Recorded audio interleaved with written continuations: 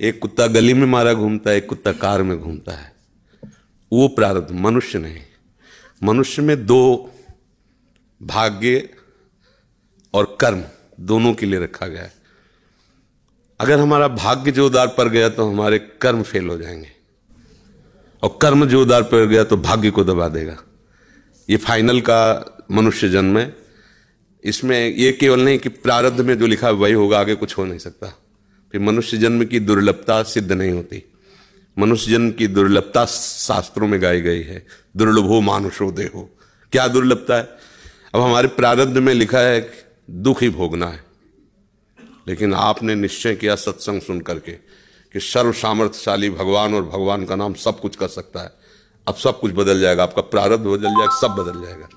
जैसे मार्कंडेय नाम के एक ऋषि थे, तो उनके पिताजी बहुत बड़े ज्योतिषाचार्य ब्रह्म ऋषि थे। तो जो ही वो पैदा हुए तो कुंडली बनाई, तो उसमें लिखा था 5 वर्ष की आयु। बड़े चिंतित हुए, क्योंकि बड़ी तपस्या के बाद ऐसा पुत्र हुआ और 5 वर्ष जिएगा। प्रारब्ध 5 वर्ष का था। तो उनका मनुष्य जन्म केवल प्रारब्ध के अधीन नहीं है, उपाय के भी अधीन है। कर्म का मतलब उपाय भी करें हम उसका। तो उन्होंने विचार किया कि इस प्रारब्ध को केवल भगवान या भगवान का कोई प्रेमी महात्मा ही बदल सकता है, दूसरा कोई नहीं। तो जैसे जैसे वो सयाने होते गए, एक एक दिन वो नोट करते हुए, पिता है जब थोड़ा सा 3-4 के बीच की अवस्था है, तो उनका बेटा मेरी एक बात माना करो, ये गंगा के किनारे जितने भी कोई ऋषि महात्मा संत दिखा, सबको साष्टांग प्रणाम करो। अब वो बालक थे, अब संतों को प्रणाम करने की उन्होंने, क्योंकि जानते थे कि संतों की कृपा दृष्टि पड़ जाए तो प्रारब्ध का नाश हो सकता है।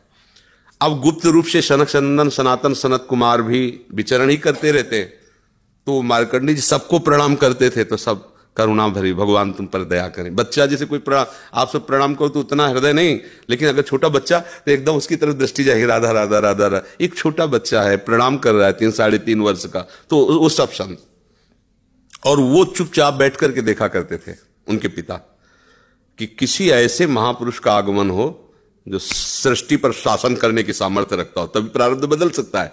छोटी मोटी तपस्या वाले से प्रारब्ध थोड़ी बढ़ता है। उन्होंने देखा ये चारों तो कुमार हैं, सनक सनंदन सनातन सनत कुमार।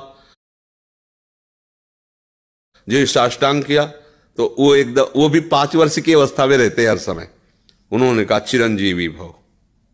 बस वो खड़े हो गए, बोले महाराज ये अभागा चिरंजीवी लायक नहीं है, इसके प्रारब्ध में 5 वर्ष की आयु लिखी, और चौथा भी पूर्ण होने जा रहा है, कुछ समय का जीवन है।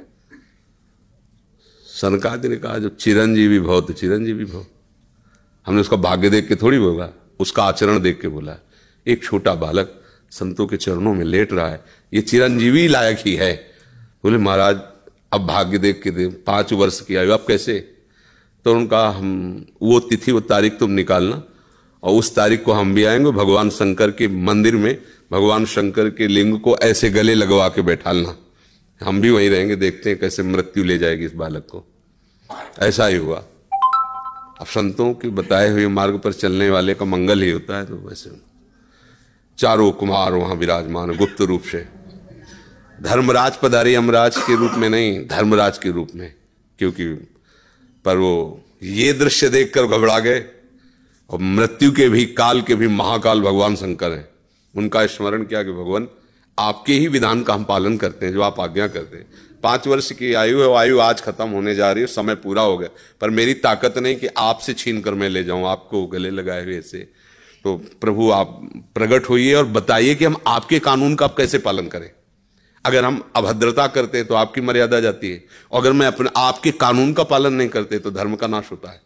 तो भगवान शंकर प्रकट हुए और उन्होंने कहा कि तुम्हें कोई परेशानी की बात नहीं, 5 वर्ष की आयु है ना, मेरी आयु के 5 वर्ष इसको जोड़ लीजिए। भगवान ने कहा मेरे हिसाब से। भगवान को जानते, जब यहां का पूरी सृष्टि का विनाश होता है ना, तो इतना होता है, निमेष निमेष इतने, जैसे भागवत में आता है ब्रह्मलोक में।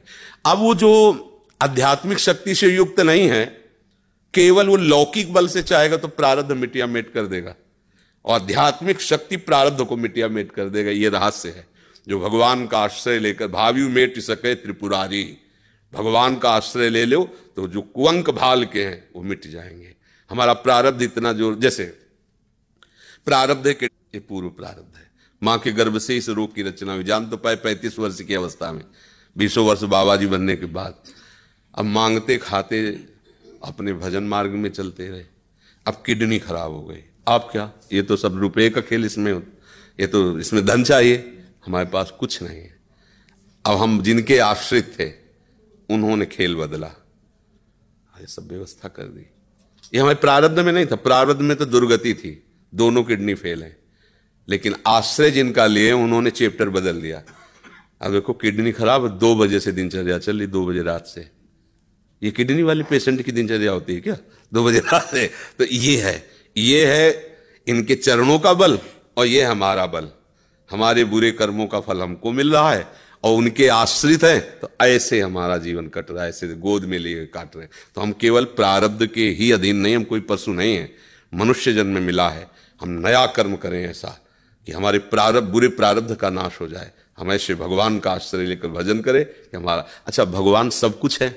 जैसे आपको धन चाहिए तो लक्ष्मीपति है, यश चाहिए तो पुण्य श्लोक है, उन्हीं की कीर्ति से समस्त शास्त्र भरे हुए हैं। जो चाहिए, रूपवान, गुणवान, धनवान, वैभववान, वो सबके समुद्र हैं, उनका आश्रय ले लो, सब कुछ हो जाएगा।